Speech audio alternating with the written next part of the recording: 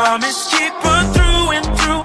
I believe your word is true, your word is true. What's up, everyone? Welcome to another episode of Life of the Third. I told y'all I was coming with more stories, and so I want to share one with you today. We're doing part 1 and part 2 of this because I just want to make sure I dive into all the details. So check this out. It's been an entire year, like literally this time last year in 2019, I was in Atlanta, Georgia, taping the show Sunday Best. Like, can you believe that? I still can't believe it actually happened, that I was on national television. It was a huge moment in my early career and just something that even to this day, I'm like, wow, I can't believe this actually happened. So this is going to be the vlog that's going to tell y'all all about that experience, how it happened, but we're breaking it up into 2 parts because I know it's probably going to be too long to just have in one video. So this is going to be part 1. So make sure y'all subscribe so you get the notification for when part 2 comes out. All right, subscribe. All right, so jumping into it, I have to start at the very top of how all of this even came about. So just a backstory real quick. I auditioned for American Idol when I was 15. Yes, because I remember there was like an age cutoff or whatever, and I turned 15 on July 15th, my birthday. And that date was like the last day that you had to turn 15 by that date. So it was on my birthday, it was cool, whatever. And so I went to audition, did not make it through any round at all. Like, this girl in a cat suit got in front of me. She got a golden ticket, and it doesn't look like how it looks on TV. You kind of do the cattle call audition. So you audition, and then you have to make it through probably 3 rounds or something like that before you even get on television for like American Idol and stuff like that. So that happened when I was 15. Didn't make it at all. Then fast forward a couple of years later in college, sophomore year, I auditioned for X Factor, which was a British show, and they brought it to the United States, and I auditioned. I made it through a couple rounds actually, and it really boosted my confidence. I remember thinking, wow, okay, we've progressed. And then, so after that, I was like, you know what? I don't know about this whole music show thing or whatever, but obviously y'all know The Voice came out after that, and a lot of people were like, you should audition for The Voice, and I was just like, nah, I don't know. So come 2016, which I'm probably gonna have to do a whole separate video about this whole experience, but January 1st of 2016 is when I gave my voice to God, and I was like, Lord, I'm singing for you. That's a whole life-changing moment that we definitely gonna have to talk about in another vlog. But shortly after that decision, I auditioned for The Voice in Memphis, Tennessee, and didn't make it through at all because of reasons that I'll have to explain in that other vlog, okay? So I'll make sure to do that. But anyway, so I had done 3 singing competition shows, okay, where I auditioned and did all that. So when it came to Sunday Best, I was like 99% sure I was not gonna audition for this show because of all those other shows and experiences, and I'm just like, I don't know. So, but the cool thing about Sunday Best is that I remember watching it in high school, I think at the time, definitely in college. I know that there was like 7 seasons of new talent, people winning.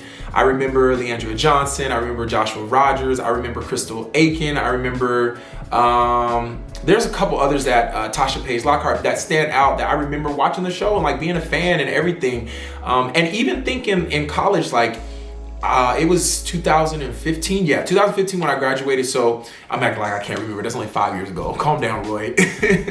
But in 2015, I remember thinking, I'm getting ready to graduate, and I know every spring is usually when they would have Sunday Best auditions. And so at this time in college, I wasn't fully sold out to be singing for Jesus and Jesus only, okay? So I wasn't doing anything necessarily crazy, but I just wasn't at that point in my life where I had made that decision. And so when I was thinking about auditioning for a music show, I was like, Sunday Best would kind of be cool because I wouldn't have to do anything crazy. Like, basically I was just saying I wouldn't have to worry about looking crazy on television or singing something that I wasn't really, proud of singing, or just looking crazy in front of my mom on TV. Honestly, that's what I think everybody be thinking. It's like, I don't want to look crazy. My mom be like, what are you doing?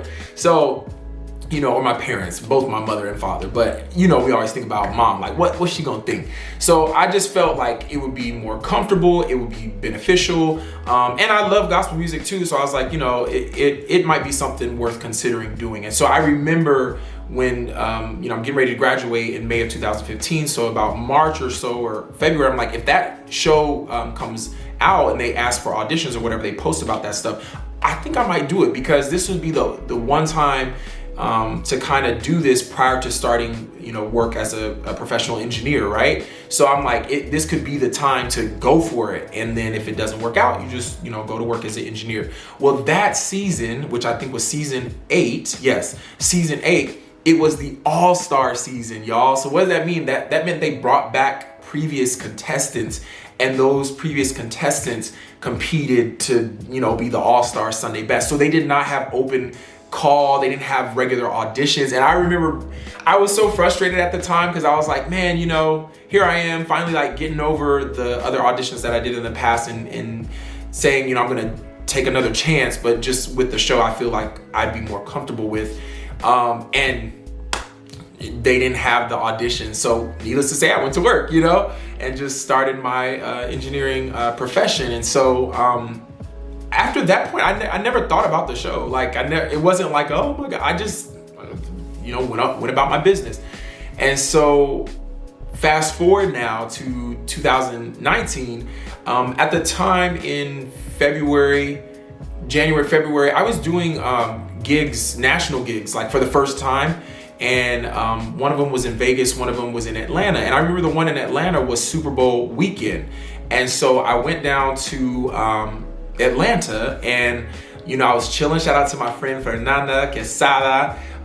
She's definitely a big part of this part 1 of this Sunday Best story, and I'll talk about her a little bit later. Shout out to my aunt Titi Shell. She also lives in Atlanta, and they both are a part of this story. But anyway, I was down there, did the gig and everything. But while I was like down there that weekend, I remember Kirk Franklin posted on his Instagram, it's your boy Kirk Franklin, we gonna have auditions for Sunday Best season 9. And I just was like, oh, it's coming back, like, I don't know, I kind of thought, and I was like, nah, I'm not doing it. Like really quickly, I was just like, I'm not doing it. I said I wasn't gonna do any more of those singing competition shows, especially after the Voice experience. I was like, nah, I'm good. But then I just kept thinking about it more and more. I'm like, and I remember reading like the press article saying like the auditions will be in different, like 7 different cities or something like that. And then the filming and the taping of the show will be in Atlanta. So I'm in Atlanta at the time, like, wow, like they're gonna take the show out here. That could kind of be cool. Like, I don't know, So let me pray about it. Let me think about it. But I was like, nah, originally I was just like, I'm not gonna do it. So fast forward a couple of weeks, and I'm just like, I don't know. Like, think about this, you could, potentially be on a show, and now that you're singing for God, full time, I guess, as you could say, you don't have to worry about, compromising or anything. Like, what could hurt? Come on, Roy T, what could, really be bad about it? It's, if you don't make it on the show, you don't make it on the show. But if you do, I mean, that could be a great thing. So I just remember I prayed about it. I really went back and forth, just like the pros and cons. And I was just like, I don't really see any negatives of getting an opportunity to be on a show like that. You're not gonna go against anything that you're standing for. So I prayed about it, and then it was just like, okay, you know what, let's go for it. But by the time I made the decision to go for it, it was like 4 days till the due date of you had to do an online submission. And so I was like, oh my gosh. So I had to create the video real quick and sang it right here in this area. And then I remember I started my application online. I submitted the video, and then I think you had to submit 2 videos possibly. So I submitted the videos, and I was filling out the application, and the application was due on a Tuesday. And I remember I did not, I tried to submit it on Monday, but I was like, I'm missing some things. I'll just do it, finish it and submit it the next day. And while I was at work that Monday, I got a phone call, and I was like, who's this calling me? And it was like, hey, this is the casting of Sunday Best, or, so I'm like, they're calling me? Like, that was wild. I don't know, that was just really wild. And they probably did that to everybody who started an application and maybe hadn't finished it yet. But I don't know, that was weird. That just was a weird, like, inkling of like, you need to do this. So I was like, go ahead. I had already planned to submit it. So I submitted the application, and on that next Tuesday, and then I just kind of, waited it out, just like, okay, what's gonna happen next? And the cities they had, like the closest city to me for audition was Dallas, Texas. And so that's like 5.5 hours away driving. And so I was like, that'd be cool. But that audition was on a Thursday. And Atlanta, Georgia's audition was on a Saturday. And I'm like, that would be better for me, even though I know I gotta buy a plane ticket. It would be better because I don't have to miss work. So that was kind of like, my thing is like, I didn't want to miss work. And so I think the dates that they were gonna have the auditions were at least like a month out when I filled out, or like 3 weeks out. So I was like, the flights are gonna be pricey, but you know, I'm a nerd about airplanes and stuff. So I'm like, I know I can get like a nonstop flight on Delta Airlines because that's, you know, the connection, their hub is Atlanta, Georgia, all this stuff. I'm a nerd, I love airplanes. Oh my God, I'm gonna be okay. Holy crap. Oh my God, look at this plane. Yeah, I love airplanes.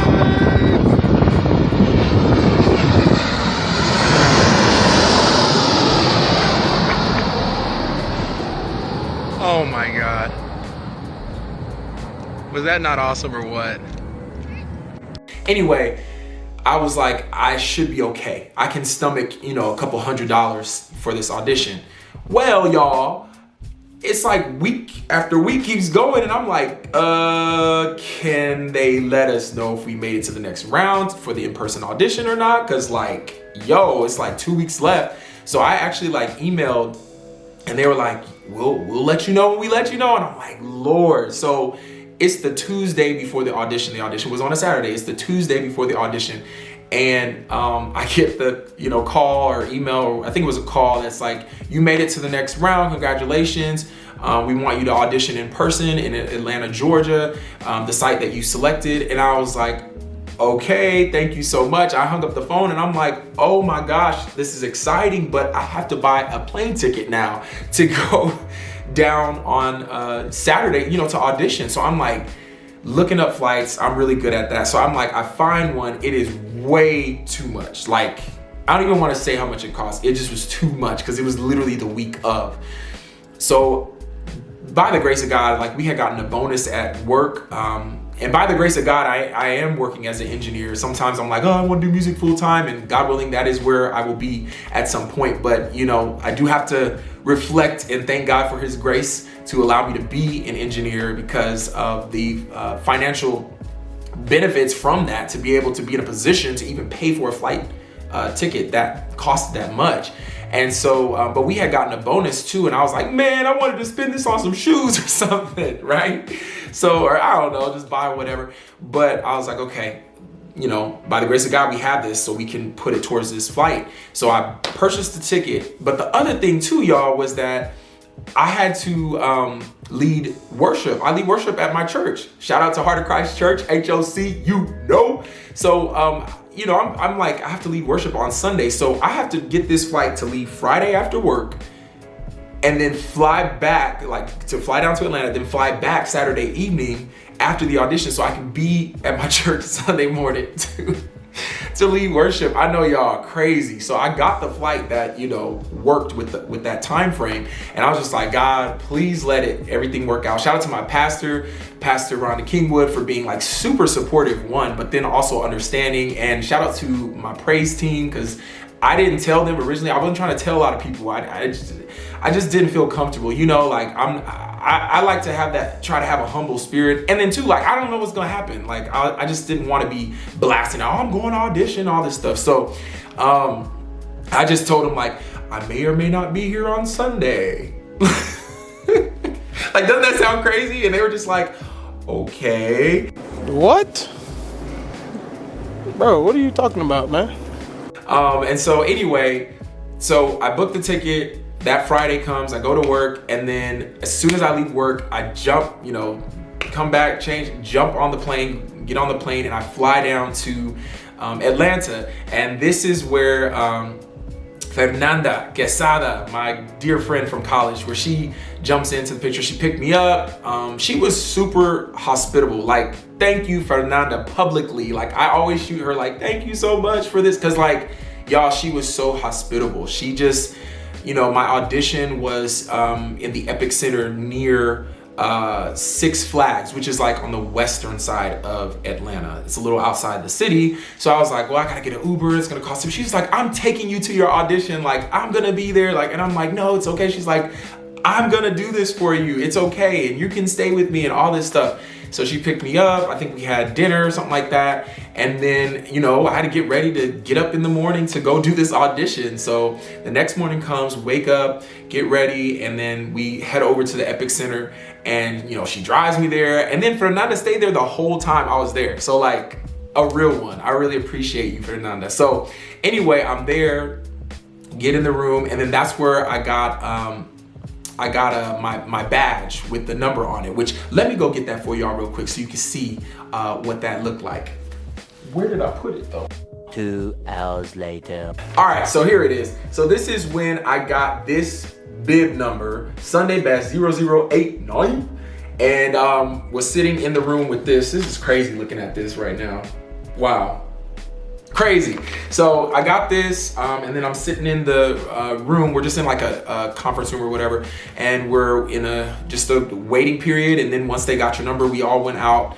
Well, by three, we had to wait outside of the audition room in seats of 3. So that sounds so weird, but whatever. So we're sitting there, and I remember, shout out to Dwight, who was with us not only at the audition, but once we were on the show and everything. But I remember telling him or asking him, like, I was so nervous, y'all. I was so nervous. And I was like, can I, you know, bring my headphones in so I can get the right note and the key and all that? He was like, no, you don't need to walk in there like that. You just need to walk in and see. And I'm like, so I was super nervous. So I remember we prayed right before we went out there. Shout out to Tiffany, who was on the show, because me and her both auditioned in Atlanta, and we were like in the same group of 3 waiting to go in the room. So we prayed with this other young lady. We prayed together, and then, you know, it was time to go in. And I remember when I walked through the threshold of the door, we had just prayed for peace, y'all, and just like that, like peace just came over me. And I was like, okay, thank you, Lord. So I walked in the room, and you had to stand on this, you know, in this square, and they had the lights and all of that. And when I looked to the judges table, it was like a table of 10 people, y'all. I was like, why are there so many judges in here / producers / whoever these people are? It's like an army of people just staring at you. I thought it was gonna be like 3 people. And so I'm in the room, and they're like, okay, you know, who are you? So I'm telling them I'm from Wichita, Kansas. My name is Roy 1/3. I'm 26 years old at the time. And then they're like, okay, what are you gonna sing? And so they asked us to bring 2 songs. So one was His Eyes on the Sparrow, and then the other one was Mercy Said No. And so I just remember I started with His Eyes on the Sparrow, and I was, you know, singing that, and it was so cool to see the reaction in the room. It was almost like they were pleasantly surprised, and I could just kind of feel the vibe in the room go from like, we're here, you know, to judge, to like, wow. And it felt really good. Like it was just, I could feel that they were enjoying the audition. And so I sang that, and they were like, thank you, okay, can you sing a little bit of the other song? I did that, and they're like, okay, thank you so much. And then, you know, they told me to leave the room. So we had to leave the room, and then they deliberated and, you know, discussed, and then they brought me back in, and they were like, well, congratulations, you made it to the next round. And so I was very happy, very excited, elated, you know. And then they said, okay, go out, and we had to go upstairs in the Epic Center, and then we had to get interviewed. And so basically there were, I think, one producer, but there was like a little team in there, and they were just asking questions just like this kind of interview style, and just asking questions about your upbringing, your testimony, stories and different things. And you know, so I'm telling them about my legalistic, you know, journey in a church, a legalistic church that I grew up in. And I mean, I just, you know, telling different things about my faith journey, my faith story. And after that, then it was like, okay, we will let you know if you made it to the next round or not. And so just, you know, stay tuned. And I'm like, is there gonna be a timeline of when we will let you know if you made it to the next round? So I was like, oh man. And so after that, then Fernanda, you know, and I think we let him got something to eat, which, like I said, she stayed there the whole time, which was so dope. And then she took me to the airport and I flew back, and by the grace of God, I made it back like 11 o'clock at night or something like that in Wichita, and I was leading worship the very next day. So it was crazy. I just remember that weekend being so wild. Like, is this really happening? You know, did I really just fly out for one day, pay all this money on this ticket to go audition for this show in Atlanta, Georgia? I mean, it was just crazy, but you know, it went well. It went well, and the ticket was well worth, you know, spending. Obviously, because y'all know I was on the show, but even just for that audition, like, I made it through the next round. I went there and did what I needed to do. So that was really cool. That was really awesome. And so then I came back, and then it was just the wait, like just waiting and waiting and waiting. And so I'm gonna tell y'all what happened next after that in part 2. So you gotta stay tuned. You gotta make sure you subscribe and click that little notification bell so you know when I post part 2 of this Sunday Best journey. But man, thank y'all so much for your support. Everybody who watched and had like watch parties and all that stuff. And even our church, shout out to Heart of Christ Church, my home church, because we had a watch party to watch the premiere of the show. So I appreciate all the love and the support.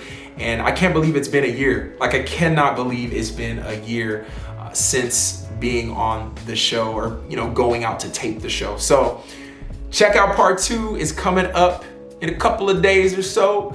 And yeah, be sure to subscribe. And if you want to follow me on all social media platforms, I'll be sure to put that in the description below. But yes, Sunday Best. What a journey. My God is great. Peace.